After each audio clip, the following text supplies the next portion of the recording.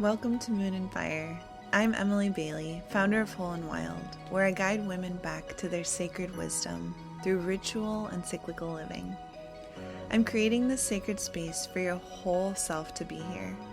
Your wisdom, your shadows, your longings, and your fierce power. This is a podcast for women who sense that there is more depth, more magic, more of their untamed essence waiting to be remembered and unleashed. For the woman who longs to create a home within herself where all parts of her can reside in harmony, where she can expand rather than shrink, and where her scattered powers can reunite in their full expression. Welcome home, sacred woman. Let's begin. Today we're exploring something that has been a profound teacher in my own life, the paradoxical power of surrender. We live in a world that constantly reinforces the message that with enough effort, with enough hustle, enough strategic planning, we can manifest anything we desire. And while I deeply believe in the power of focused intention and aligned action, I've discovered that there's another doorway to our deepest longings. One that opens not through force, but through release. I've come to understand that I'm what some traditions call a threshold walker, someone who helps others cross from one season of life into the next, especially when they're feeling resistance to that crossing. And in my work with hundreds of women navigating these sacred transitions, I've witnessed a beautiful truth again and again. What we most deeply long for often arrives not when we're desperately grasping for it, but when we soften enough to receive it. So today we're going to explore this counterintuitive wisdom, how surrender creates access to what we're seeking, how gratitude practices prepare the ground for this sacred opening, and how we can distinguish true surrender from resignation or just giving up. This isn't about abandoning our dreams or settling for less than we desire. It's about expanding our understanding of how manifestation actually works in harmony with the larger rhythms of life. Let's begin by reclaiming the word surrender. In our achievement-oriented culture, surrender often carries negative connotations, waving a white flag, admitting defeat, or giving up. But the surrender I'm speaking of has nothing to do with resignation or failure. True surrender is an opening, a softening, a remembering that we are held within something larger than our individual striving. It's the recognition that we are part of an intricate web of connection and support, not isolated units responsible for manufacturing every aspect of our lives through sheer force of will. Think of surrender as the exhale after a long, deep inhale. Both are essential to the breath cycle, but many of us have been taught to value only the inhale, the gathering, the accumulating, the achieving. We forgot the wisdom and necessity of the exhale, the releasing, the letting go, the creating space. Surrender doesn't mean abandoning our dreams and desires. It means releasing our attachment to exactly how they must manifest and on what timeline. It means loosening our grip on the belief that our limited perspective can fully see all the possible pathways up to what we're seeking. I experienced this profoundly during a major transition in my business several years ago. I had been pushing, planning, strategizing, doing everything right according to conventional wisdom. But the more I forced, the more resistance I encountered. It wasn't until a mentor gently suggested that I might be holding too tightly to my own vision that something shifted. In a moment of exhaustion, I finally surrendered, not by giving up on my dream, but by acknowledging that perhaps there were pathways to it that I couldn't yet see. I remember sitting in meditation and physically opening my palms that had been unconsciously clenched, whispering, "I release how this needs to happen." Within weeks, opportunities emerged that I could never have orchestrated myself. Collaborations, connections, and pathways that were far more aligned with my deepest values than what I had been forcing. What I most desired hadn't changed, but my relationship to how it would manifest had transformed completely. This is the paradox at the heart of sacred surrender. Sometimes we must release our grasp on what we want in order to create space for it to arrive in ways more beautiful than we could have imagined. What's fascinating is that modern research is beginning to validate what wisdom traditions have taught for millennia about the power of surrender and its close companion, gratitude.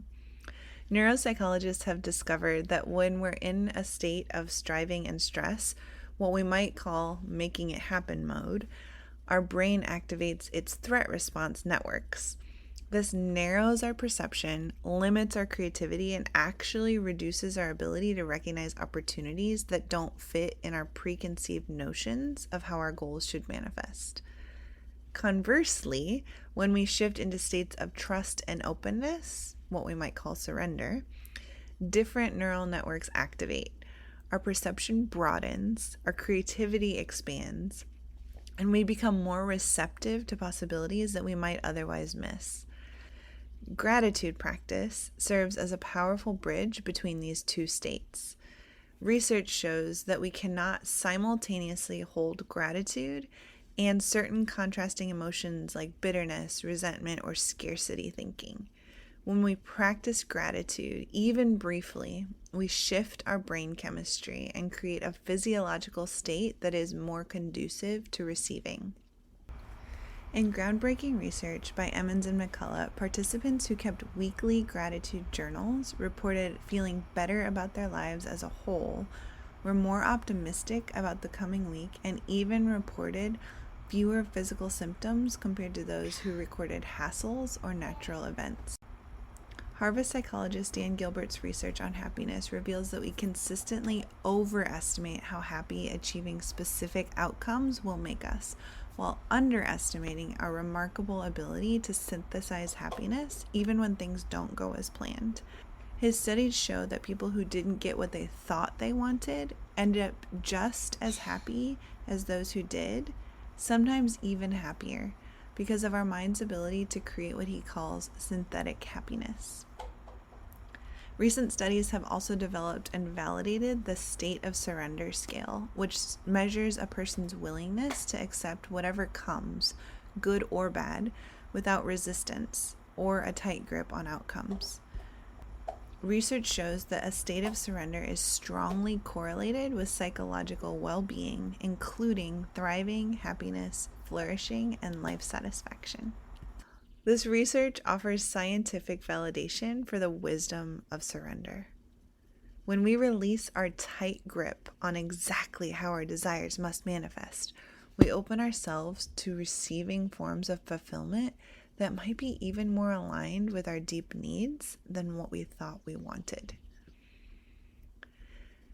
As a threshold walker, I've had the privilege of witnessing women navigate major life transitions, from career changes to motherhood, from the ending of relationships to the beginning of creative endeavors. These threshold moments, where we cross from one season of life into another, often bring our relationship with surrender into sharp focus.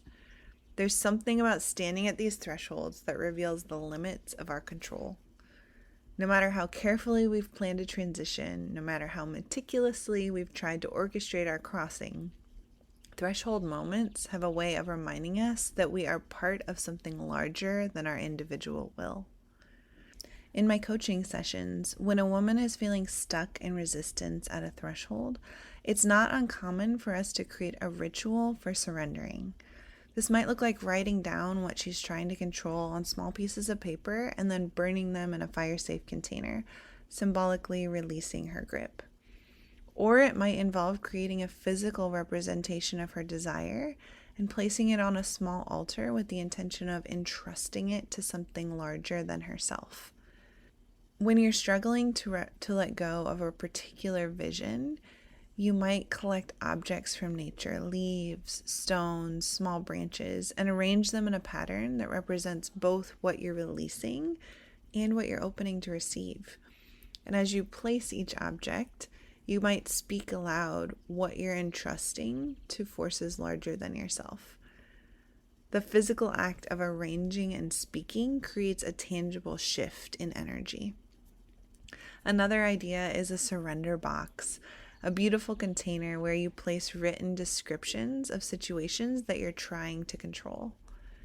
Each morning, you might place your hand on the box and repeat, I release how this needs to unfold. I remain committed to my vision while opening to unexpected pathways. This pattern repeats itself so consistently in threshold moments that I've come to see surrender not as a last resort when our efforts fail, but as an essential first practice when approaching any significant transition. It's as if the very nature of thresholds demands this opening, this acknowledgement that we cross most gracefully when we allow ourselves to be carried rather than forcing our way through. If surrender feels too challenging as a starting point, gratitude offers a gentle on-ramp. Even a few minutes of genuine gratitude practice each day can begin to shift our relationship with control and open us to the possibility of surrender. Gratitude reminds us of a simple but profound truth. Many of the most precious things in our lives are not there because we manufactured their presence through force of will. They came to us through a combination of our openness to receive and circumstances completely beyond our control. Think about the people you love most deeply. While you may have taken actions that brought them into your life, attending a certain event or joining a particular community, the specific alchemy that created your connection couldn't have been fully orchestrated. There was an element of grace, of serendipity, of something beyond strategic planning. The same is true for moments of insight that changed your path, opportunities that opened new directions, even challenges that ultimately led to growth. When we practice gratitude, we acknowledge that this interplay between our actions and larger forces is a real thing in our life, and we create a foundation for genuine surrender. Here's a simple gratitude practice that serves as a gateway to surrender. Each morning or evening, take 5 minutes to write down 3 things you're grateful for that you didn't create directly or control. Perhaps it's the way the sunlight filtered through the leaves that created a moment of beauty, or how a conversation with a stranger shifted your perspective, or how your body knew exactly how to heal a small injury without your conscious direction. As you note these instances, let yourself feel the truth that you are held within a supportive web of life that functions beyond your individual striving. Feel the recognition that good things can and do come to you without your having to force them into existence. Over time, this practice gently loosens our death grip on control and nurtures the capacity for authentic surrender. We begin to trust that while our actions and intentions matter deeply, we are not solely responsible for orchestrating every aspect of our well-being and fulfillment. I want to be clear about something important. Sacred surrender does not mean passivity. It doesn't mean we abandon taking aligned action toward what matters to us. The relationship between surrender and action is not either or, but both and. Think of it as a sacred dance between holding and releasing, between focused intention and open receptivity. There are moments for clear direction and purposeful movement, and there are moments for softening, for listening, for allowing ourselves to be moved rather than always being the mover. Discerning when to act and when to surrender is one of life's greatest arts. It requires attunement to subtle signals, both from our own bodies and from the world around us. It asks us to develop sensitivity to the difference between our own resistance that's inviting us to push through and resistance that's redirecting us toward a different path. I found that my body offers reliable guidance for this discernment.